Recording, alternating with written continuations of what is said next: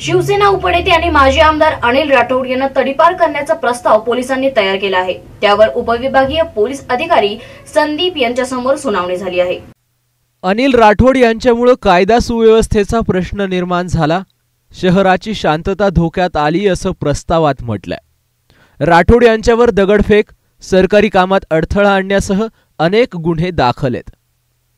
हा प्रस्ताव प्रांताधिकारी उज्ज्वला गाडेकर यांच्याकडे सादर झाल्यावर त्यांनी उपविभागीय पोलीस अधिकारी मिटके यांच्याकडे पाठवला। म्हणणं सादर करण्यासाठी मिटके यांनी राठोड यांना नोटीस पाठवली होती। प्रस्तावाची चौकशी पूर्ण झाल्यानंतर अभिप्रायासह प्रांताधिकाऱ्यांकडे अहवाल सादर केला जाईल।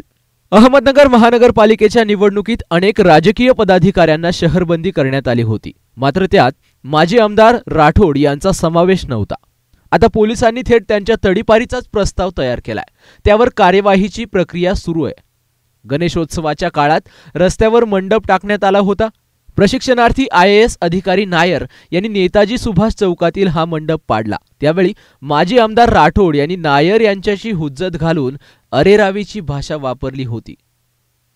दरम्यान आता राठोड यांना तडीपारी होणार का, यासाठी काही दिवसांची वाट बघावी लागेल। Bureau report, metro news, Ahmednagar.